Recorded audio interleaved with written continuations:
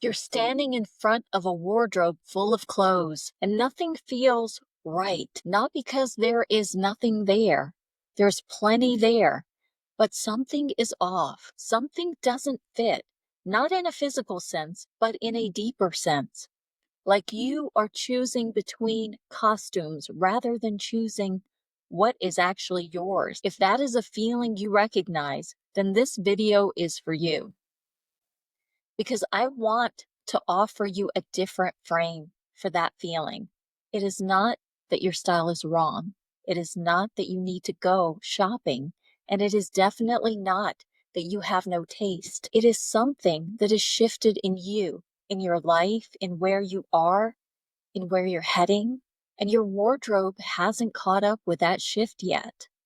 Today, I want to talk about why that happens and 3 practical things you can do to start closing that gap. Most style advice treats the wardrobe as an aesthetic problem.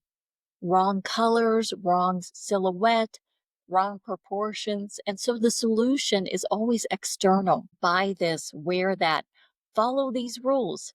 But in my experience, working with women at different stages in their lives and businesses, the wardrobe problem is rarely aesthetic. It is usually a coherence problem. And what I mean by that is this: your sense of yourself has evolved. Your clarity about who you are, what you value, and where you are heading has shifted, but your wardrobe still reflects the previous version of that picture. And now, and this is the most important part, that shift can go in multiple directions. Maybe you've moved into a quieter, more settled phase, and your wardrobe is still full of these pieces that are louder and more performative. Or maybe the opposite. You're stepping into something bigger, and a business launch, a new level of visibility, a role that requires a different kind of presence, and your wardrobe is still reflecting the behind the scenes version of you rather than the version that's about to step forward. Both of these create the same feeling, that gap between what is hanging in your wardrobe and who you actually are right now, including who you are in the process of becoming. Because here is the thing: dressing for who you are becoming is not aspirational in a disconnected sense. If you're actively working towards something, if that next chapter is real and in motion, then dressing for it is not wishful thinking. It is intentional alignment. And the question is always, does this reflect me in relationship to where I actually am and where I'm genuinely heading? So let me give you 3 practical ways to start working with that question. Tip 1, ask about resonance, not just fit. Most wardrobe audits tell you to ask 2 questions. Does it fit? Do I wear it? And I want you to ask a third question. Does it feel like me in relationship to where I am right now and also where I'm heading?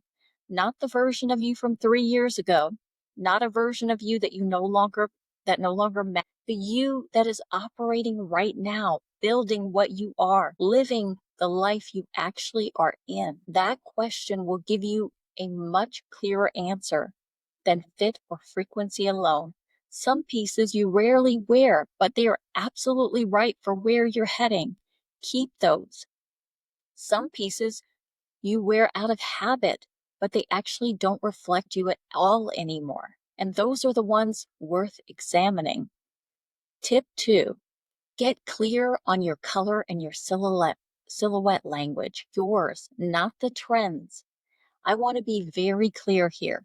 There is no one color palette or silhouette that is right for women at a particular age or phase of life. Some women move toward quieter, more natural, neutral tones as they evolve, and others move toward bolder, more saturated colors as they step into greater visibility. And both are valid. The question is not what the trend is saying or what your age is, or what the guides recommend. The question is what feels most authentically like you right now.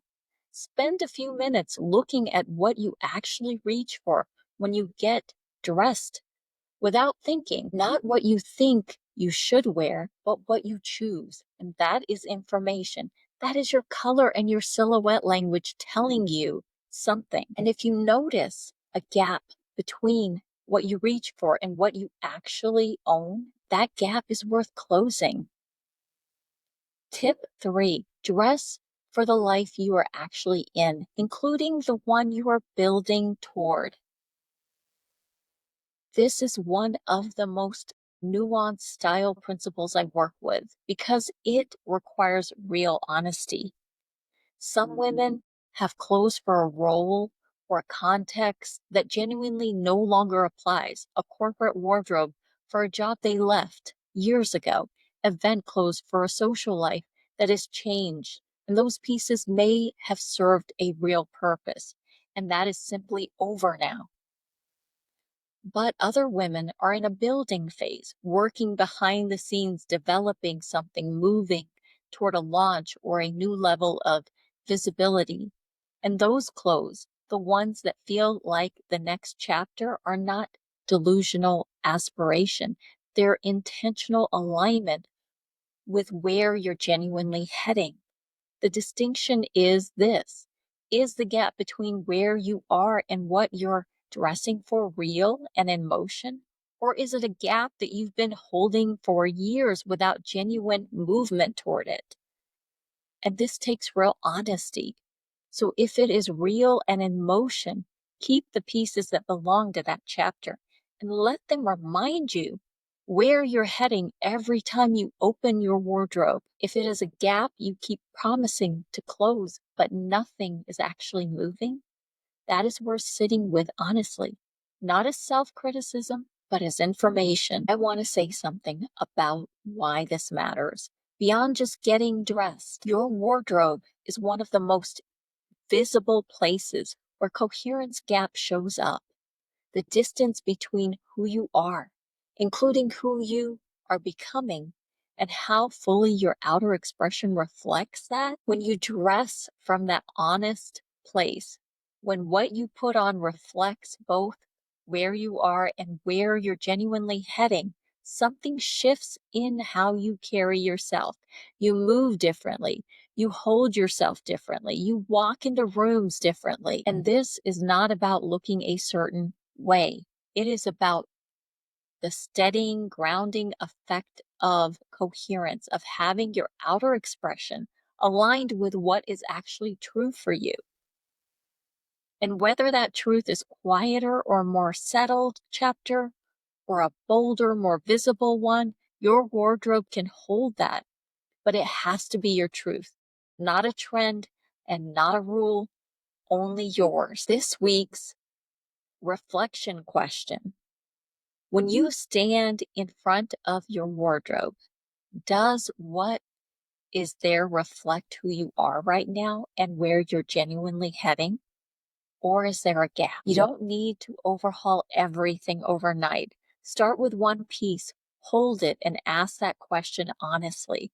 The answer will tell you something. And if you want to go deeper on this, on how your style, your presence, and your identity can become coherent in a way that feels like you, there is a link in the description below to learn more about how to work. I work with women one-on-one. Next Sunday, I want to talk about something that sits underneath all of this, the real reason you feel invisible, and what it actually means to be fully seen.